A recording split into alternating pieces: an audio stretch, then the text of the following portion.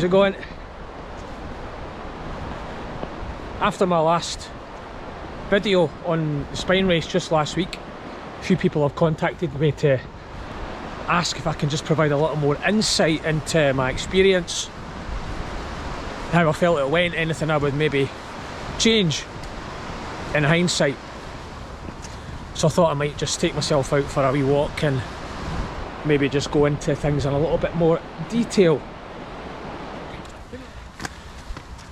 I made that decision to seek out a coach, and for me I was fortunate enough that the coach that I chose, Debbie, is also a seasoned campaigner in the spine, and I have to say that the advice that I ended up getting off of her was just as important as the training schedule that I received. So that kind of leads me on to preparation in terms of building up a knowledge base of the Pennine Way and just the spine race itself. Having spoken to Debbie on a number of occasions in the 3 months prior to the race, I really felt like I knew what was coming, even though I'd never done it. So my advice would be to just find somebody who's done it before, ask them questions, because believe me, they'll be more than happy to talk about it. Yeah, and just get as much advice as you can, as you can soak up. If you're able to travel down to the Pennine Way and do a recce, then that's going to be of huge benefit. Of course, that allows you to experience some of the trail, but I think also from a mental point of view, it allows you to kind of almost look forward to the section that you've already done and that you're familiar with. There's so much going on in your head throughout the race. Much of it is to do with navigation. So if you already know a certain part of the route, it's one less thing to worry about, and that for me, that helped loads. To the race itself, I've got to admit, from the moment I got up on the Sunday morning till 20 miles into the race, I felt like I was a rabbit caught in the headlights. For the first few miles, because I had the GoPro as well, and I was wanting to film things. It's like, do I use the GoPro? Do I forget it? And make sure you know where you're going. And even just looking at my watch, I'm like, right, focus on this, not just the people in front. It was just so much to take in. But I think that's probably natural,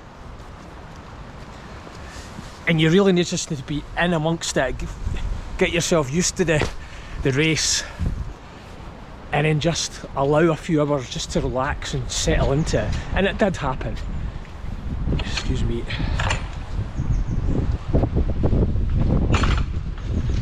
Eventually. From the start to CP1, it's 46 miles. I had planned to reach there maybe about kind of 12 hours in, thereabouts. Before the race, my plan was to do 25 to 30 miles during the day and 25 to 30 miles at night. Oh. Nearly fell. So there was only 8 hours of daylight, so obviously that means I was trying to cover a lot more ground in daylight than I was at night, so it made sense. And for the first couple of days it was kind of loosely on that plan, but things kind of just start to unravel when you're at checkpoints for longer than you would like.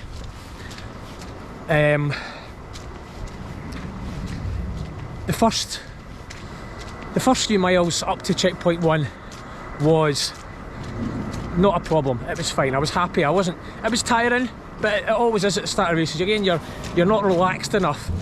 But this time it was dark. You don't really know where you're going.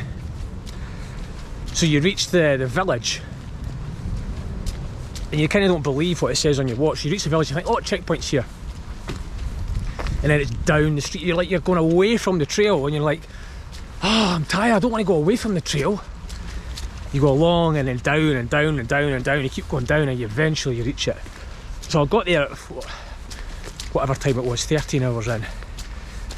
And this is the first kind of test of your checkpoint management. And it just doesn't go to plan. You don't really know what to expect unless you've done it before. So bags there, open it up.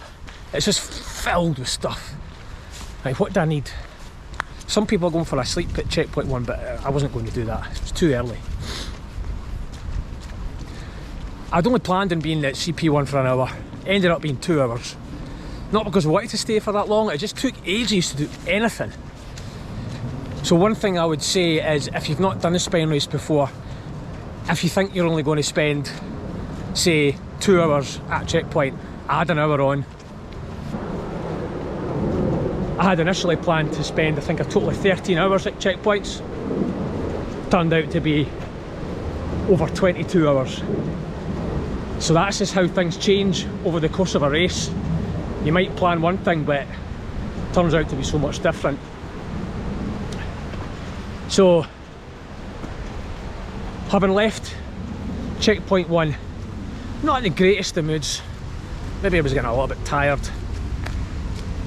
I suddenly thought to myself, I've got 67 miles until Hawes. It was like 1 in the morning, maybe midnight. I still had 7 hours of darkness, and just things just started to go wrong in my mind. I just allowed myself to get in a worse and worse place mentally. I was allowing myself to feel tired. I was allowing myself to be really down in the dumps because of the darkness and just following this little spotlight. And it was because it was so early in the race and I just hadn't really got used to it yet. And the idea of going through a 15-hour night is not great. You really have to overcome that sooner rather than later. So, see, by daybreak on day 2, I was probably in the worst place I've ever been mentally on a run. I can't even put my finger on it. I say in my video it was freezing, it was ups and there was downs, and yeah, that's true. But there was not one particular moment where I can remember as to the reason or the catalyst for feeling like that. I actually thought to myself, I am not suited to the spine race. And by this point I was thinking, this isn't a run. I'm not running, I'm hiking. I'm actually quite a slow hiker. I've got short legs, so my body's not a natural kind of strider. And I could see that was another thing that was getting me down, was if I'm not running, people pass me because I'm not a fast walker. And that was really getting on me, my nerves. I phoned Jenny on the Monday morning. I says, I'm going as far as CP2, and then that's me. I'm just hating it. And I was utterly miserable. But you know what? See, just a few hours of daylight, it allows you just to reset. Think about what it means, why you're doing it in the first place. Allowing you to become much more positive about everything. In my mind, beforehand, I was like, I can't do another 4 or 5 nights of this. It just goes against anything in my mind. I just can't do it. But then later on in the day, you're thinking, it's only another 4 or 5 nights of your life. Just deal with it, get over it. And I did. You just have to plough through it. Not let those demons make that decision for you. And I just battered on. Allowed myself to become more positive. It was a nice sunny day. Take in your surroundings. Forget the fact that you've got 60 plus miles to Hawes, think about how far it is to the next town. Well, there's a co-op, just take a break for a few minutes. Makes such a difference. And when I realised that never ever entered my head for the rest of the run, or the rest of the race. I never allowed it to get in my head. So from then on in, it was just a case of managing the race, managing my time, not making any silly mistakes, and actually just deciding your original plan isn't quite as important anymore. It's just about getting there in one piece as efficiently as possible. And I think I did adopt that strategy after the first night. I have to say, from the conditions point of view, that I really did luck out compared to how bad it could have been. I was prepared to be knee deep in bogs from start to finish, and I wasn't looking forward to that. I mean, it turned out to be the complete opposite. And there's pros and cons to the ground being so solid from start to finish. Pros, obviously, that you're not really getting, you're not getting wet, you're not getting bogged down. The risk of tendinitis is a lot less, and you're able to just cover ground a bit quicker.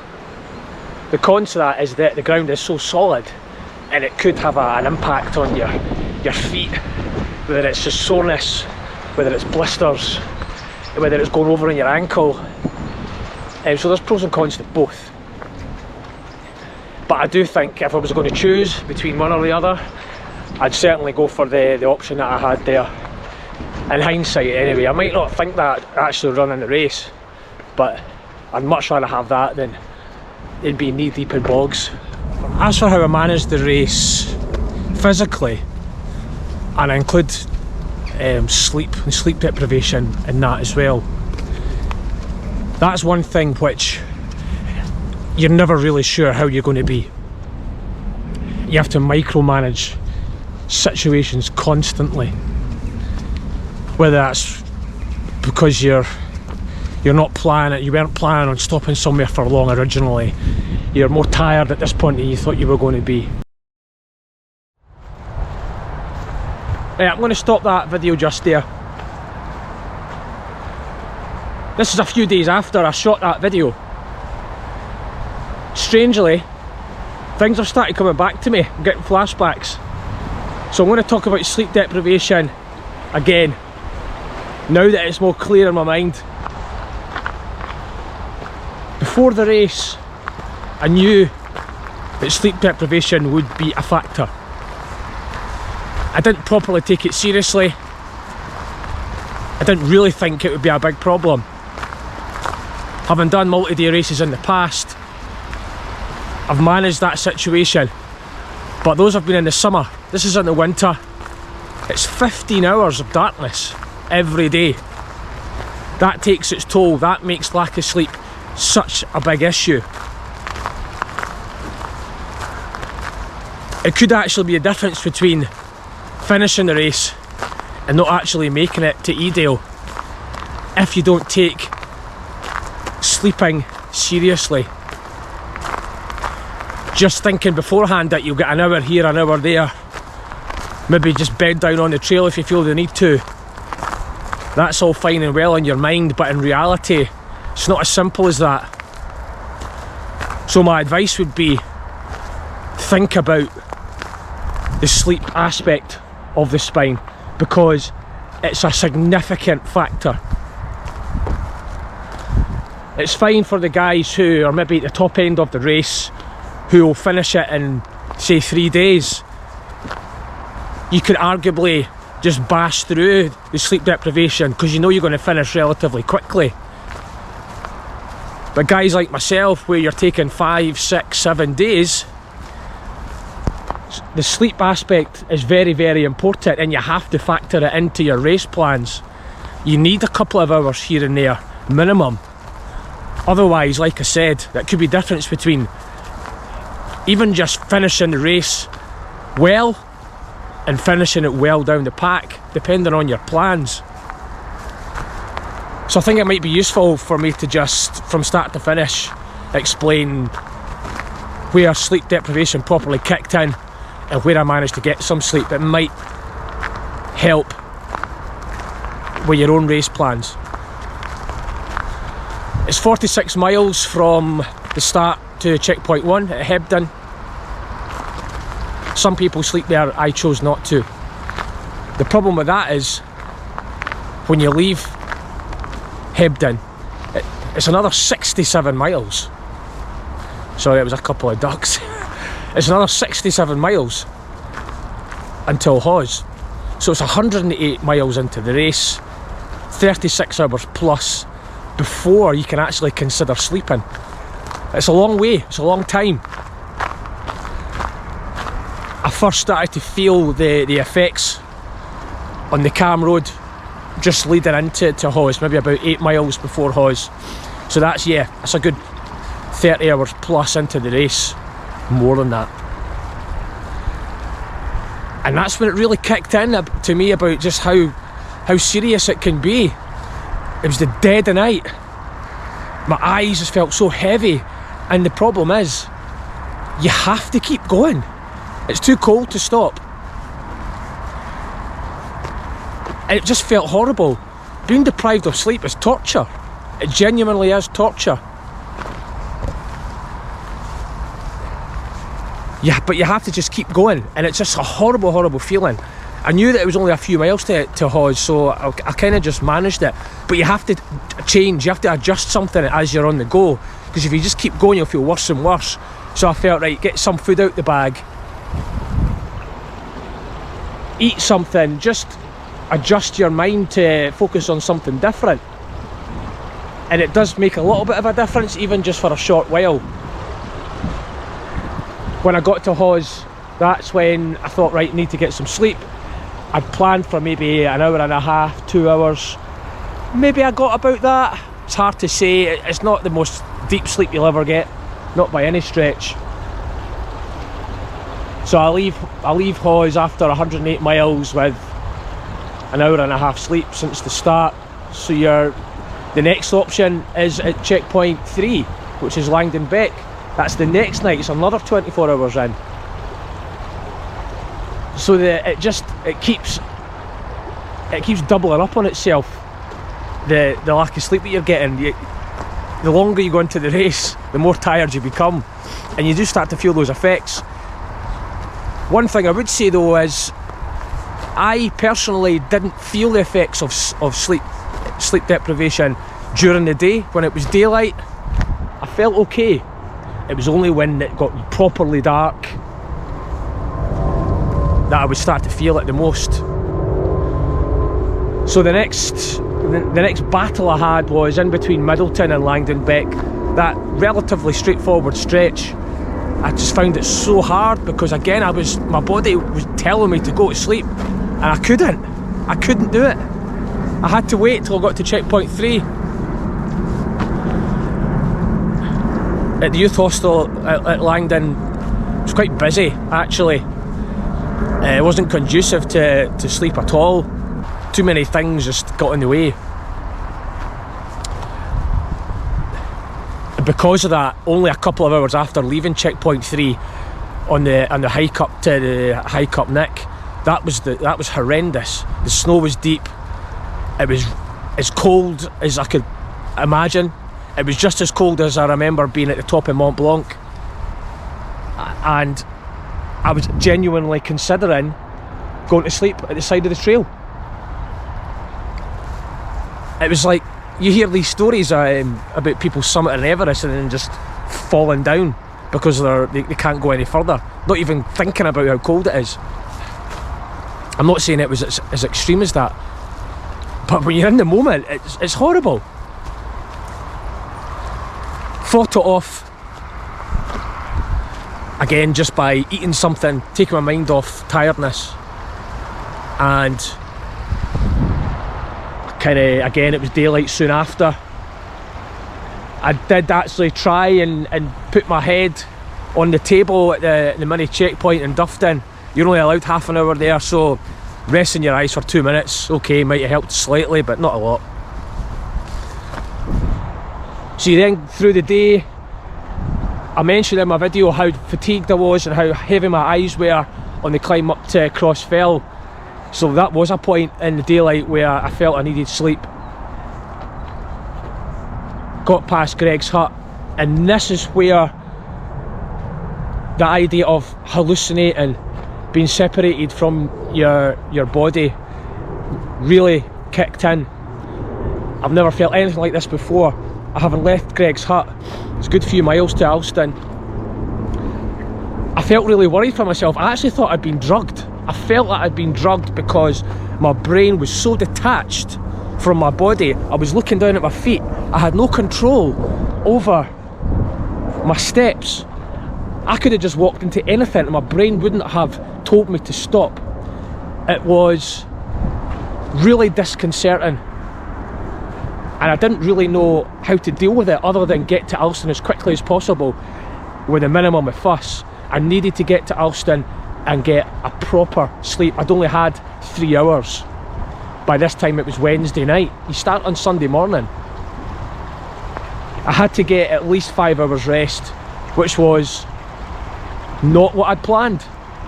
Again, because I didn't take sleep deprivation seriously enough. It was a mistake. 5 hours in Alston made a big difference to me mentally, as much as getting some energy back in my body. By the time I got to Bellingham, again, that was the next night, that was Thursday night. It was important to get some sleep there, and a similar rest to Alston. And again, felt relatively refreshed leaving Bellingham, but probably not with the right amount of sleep, which actually reared its head again at Burness. You've gone so many nights with hardly any sleep. By this point it was maybe 6 hours at the most. At Burness, we had decided that we needed a little bit more sleep, and there was the church just along the road. You can't stop at Burness for long, you've only got half an hour. But fortunately the church was made available. That little bit of sleep there was enough to see us through to the end. The climb up out at Burness woke us up, and it was a beautiful day. We actually had a great day along the Cheviots. When we got to the end, the sleep deprivation hadn't quite kicked in yet, so that extra rest at the church, in hindsight, was a very, very good idea. I hadn't planned on doing that originally, but I was persuaded by Kerry to do so. So I've kind of gone on a bit there about the sleep, but it's so important. It's so important to factor in. If you didn't think it was going to be a big deal, then you need to change your train of thought. Factor in a bit more than you maybe had originally planned, and it'll definitely set you in good stead.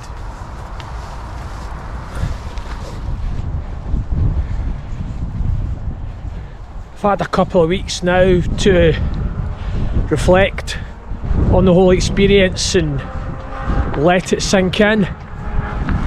Thought about it loads, and particularly if there's anything that I would change if I was going to do it again. I think, looking back with hindsight, that's all fine and well. It could be quite dangerous. I think hindsight's only worthwhile if you're considering going back to do the same thing again, so that you know how to adjust and change for next time. But it's not something that I'm planning to do, so I don't want to think about it too much. Otherwise you might just start to get down on yourself and start regretting decisions that you made on the spot. There were so many moving parts along the way that it's very easy to forget exactly why you made certain decisions at certain times. So I've got to just be happy with how it all went. Okay, fine, I'd originally planned to do it in 110, 120 hours. But it didn't take long until I realised that that was probably unrealistic, particularly when I realised just how much longer I needed to spend at checkpoints, not just to sleep but just for your general admin. So there's not a lot I would change. Thinking when you're doing this thing for the first time, you really just have to make sure that you're managing your race well enough so that you can reach the end. And I have to be happy with the decisions that I made, because that's what did happen. I reached the end. I was the top 50. There's a lot to be said for that. Got to be proud of that achievement.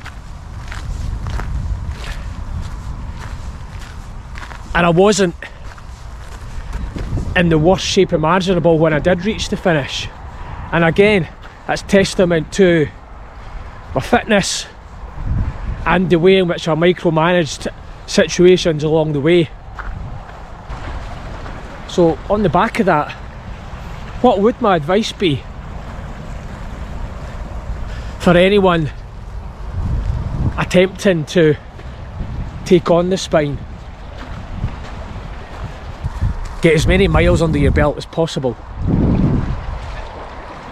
On the assumption that everyone attempting the spine is a fairly accomplished ultra runner already. That basic fitness should already be there. But what you do need is to get used to being on your feet for up to 24 hours at a time. Now that's not always possible. But just try and get used to getting out as much as you can for as long as you can. It's not all about distance, but for as long as you can. Take yourself down to the Pennine Way for a recce. Whether it's 50 miles or more or less. That one section that you know you've done is one less thing to worry about during the race. There's so much going on in your mind that if you know what's coming, it does help.